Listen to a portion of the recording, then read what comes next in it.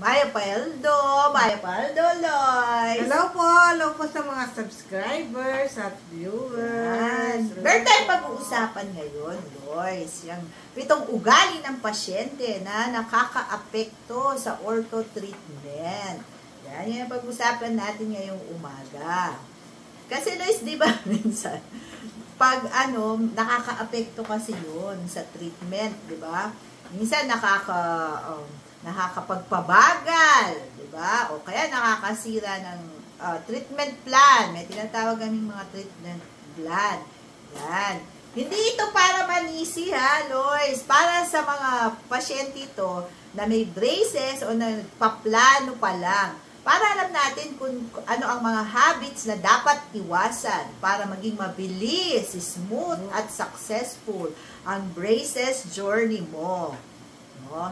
Yan. And think of this vlog as a mirror. Baka may makita kang ugali mo dito, no? 'Di ba? Pero good news, pwede namang baguhin 'yan, 'di ba?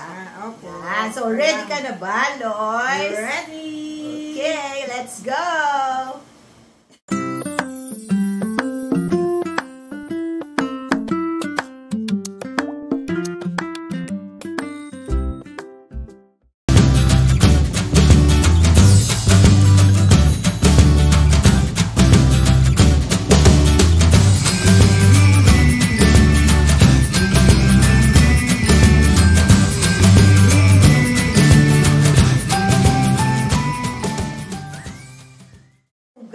Number 1, Lois, no show o laging late sa adjustment. Kailangan po pumunta po tayo sa oras, sa araw ng ating schedule. O, yung mga adjustment na yan, parang installment sa loan. Pag hindi ka nagbabayad, may interest. O, sa braces, ang interest ay nadidelay ang resulta. So, naapektuhan, di ba? Hindi lang basta hindi gumagalaw yung ngipin mo. Minsan, baka bumalik pa sa dati, di ba? Kasi dapat every month, 'di ba, ang adjustment. Pero may pasyente, ginawa niyang 3 months ang adjustment. O, edi bumalik sa dati, 'di ba? Treat your adjustment schedule like a VIP meeting o kung may ka-meeting kang VIP. Kasi future smile mo ang nakasalalay dyan, di ba, Lois? Kailangan po mag-set po tayo ng reminders para hindi natin makalimutan ng mga schedule natin. Sa cellphone, di ba? Reminder, dalawang klase. Yung the day before or 1 hour before or 1 week before, iset nyo na kagad para hindi makalimutan, di ba? Number 2, ugali. Hindi sinusunod ang ortho instructions. Yan. Ang common na ginagawa, hindi sinusuot yung elastics. Tapos, hindi gumagamit ng wax, di ba? Tapos, ayaw magsuot ng power chain, ayaw magpalagay kasi daw masakit, di ba? O, naapektuhan yung treatment pag gano'n. Diba? Parang i-compare mo yan sa nag-workout, gusto mong si Mexi, pero kumakain ka rin naman ng lechon araw-araw. Hindi mag-improve. So, tandaan nyo, yung dentist, ma-adjust na yung mga wires, no? Pero ikaw ang gumagawa ng 70% na work, yung daily compliance. Kailangan sumusunod, diba? Kailangan po, makinig tayo kay Doc. Ugali number 3. Yan. Ang pangatlo naman, mahilig sa bawal na pagkain. Naku, yan. May ginawa na tayong vlog dati, di ba? Sample lang. Sample, yung chicharon, di ba? Chewy candies, yan, binabawal. Yung pagkagat ng corn, di ba? Yung diretsyo. Tapos yung mga hard pizza crust. Yan, mga sample na laging kinakain ng mga kabataan ngayon. Ano nangyayari? Natatanggalan ng bracket. Minsan pati wire nababaluktot pa, di ba?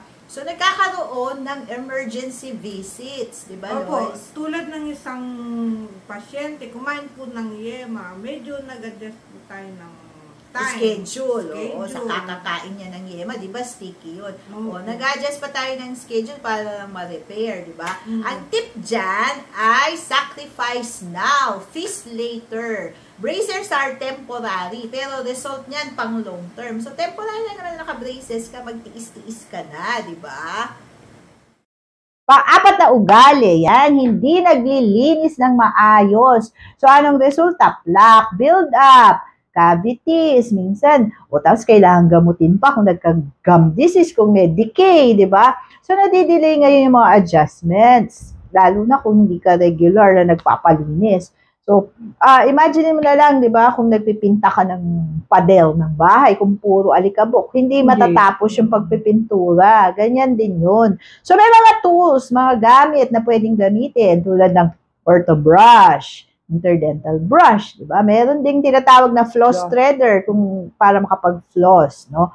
Ang ano dyan, cleaning, part yan ng paglilinis ng ngipin, part yan ng treatment, hindi siya extra gawain. Kahit walang braces, kailangan naman talaga nagbabrush, hindi lang once a day. 2 to 3 times a day dapat, diba Lois? Sana naman po, bago po tayo pumunta ng clinic, kahit magmumugman lang po, kasi po merong mga naiiwan pang last na kinain. Oo nga, yun ang tip ni Lois. Pag bago naman kayo pupunta sa dentist, magpapa-adjust ng braces. O kunwari, galing ka sa work, trabaho, wala nang time mag-brush, at least man lang magmumug, para hindi natin nakikita yung huling nakain nyo. Baka kagabi pa yun, mas mahirap, di ba?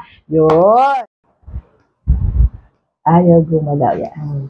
So, ang panlima naman na ugali, yan, self-adjust or DIY dental work. O, do it yourself. Example, bumibili ng rubber bands online, o, tapos nilalagay, di ba? Minsan nagpapalit pa ng wire, Lois, may ganon. So, ano ang risk niyan? So, nagkakaroon ng gum recession kasi di mo naman alam ang gamit talaga nun.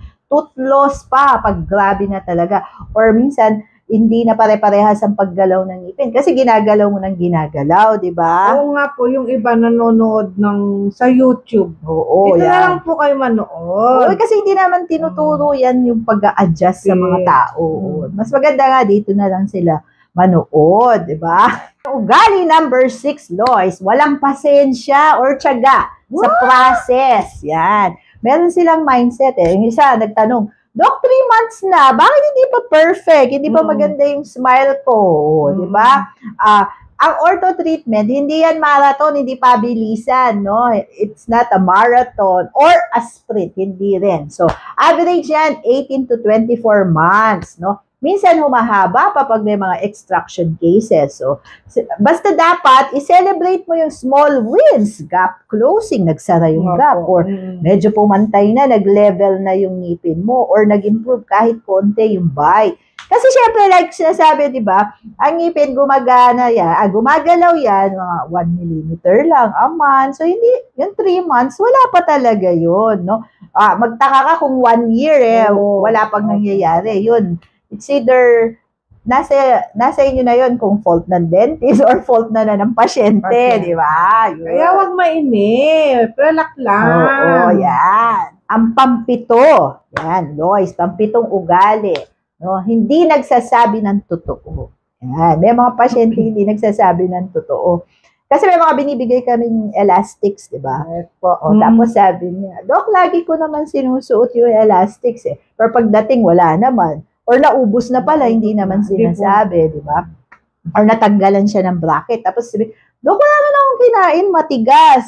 Pero natanggalan ng bracket. Or minsan nga, kahit hindi mo sabihin, kung balu-baluktot yung wire mo, sure ako kumain ka ng matigas, di ba? So, bakit importante yung honesty. Siyempre, para na malaman natin yung reason, bakit nadidelay, gagawa natin ng paraan. Mahirap gumawa kasi ng solusyon.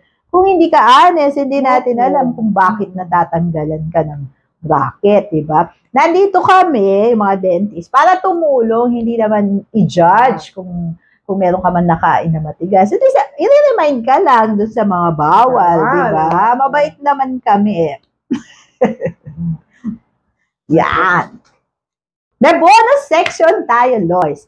How to be your dentist's favorite ortho patient. Sino ba yung mga paborito ng mga dentista na pasyente? Yung show up on time for every appointment, di ba? Early birds get their adjustments done, stress-free. Yan. Pag maaga ka sa, tuwan-tuwa yung dentist, pag maaga ka sa time.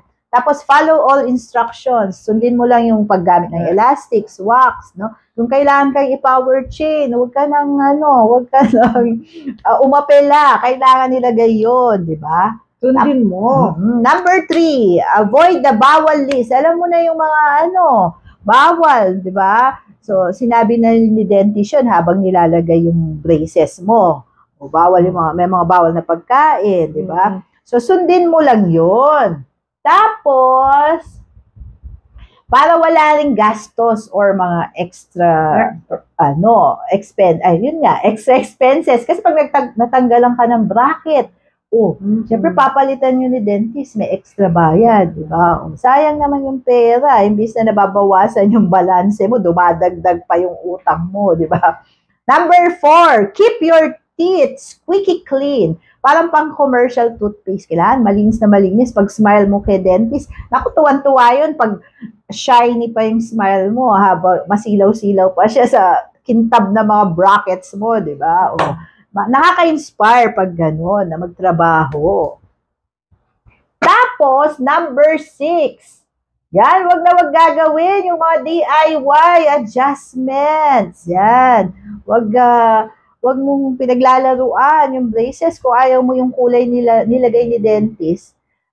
Ikaw naman yung namili, no, di ba? Sila pinapamili ng mga kulay na mga elastics, di ba? Yung mga rubber. So, kapag ayaw mo siya, kailangan tiisin mo muna yung kulay na pinili mo. Ikaw naman nagpili. So, wag mo siyang i-DIY tanggalin, di ba? Magpalit ka bigla. Pagbalik mo kay dentist, bakit iba? Hindi tama yun. Hindi siya parang outfit na pinapalitan. So, pag pumili ka ng color, yan, tip yan. Kailangan yung gusto mo kasi 1 month, next month pa siya i-adjust. Di ba? Yun. Post. Yan. Tapos, number 6, have patience. Yan.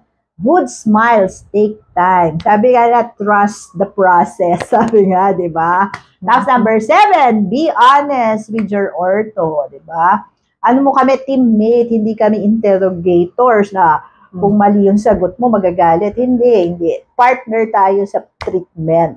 Tapos, number 8, yan, smile and be friendly kasi happy vibes make every appointment better. Kaya pwede naman siguro kalabisan yung pag-smile ka naman paminsan-minsan sa dentist mo kahit medyo masakit, di ba? Yun.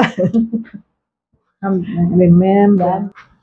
So, ayan, yan ang 7 ugali, na dapat iwasan para smooth sailing ang braces journey mo. Tatandaan nyo lang lagi yung mga yan. Success sa orthodontics is teamwork, di ba? Kami sa clinic at ikaw sa daily care mo. Laging tatandaan yun. Ngayon, kung may nakita ka namang ugali mo dito, so huwag ka mag-alala. Ngayon ang best day na mag-start magbago na ng mindset, ng attitude, di ba? So, mag-iingat ka na ngayon, di ba? Yan, sana may natutunan sila, Loy, sa vlog natin ito. Yan. Hit the like the button kung may natutunan po kayo. Hit the like button. Tapos, i-share nyo ang video ito sa kapwa braces bodies. Wow. Mga braces bodies nyo. Share nyo, ha? Tapos, huwag magkalimutan, mag-subscribe para sa updated na next dental tips. Don't forget, like, share, and subscribe. Bye!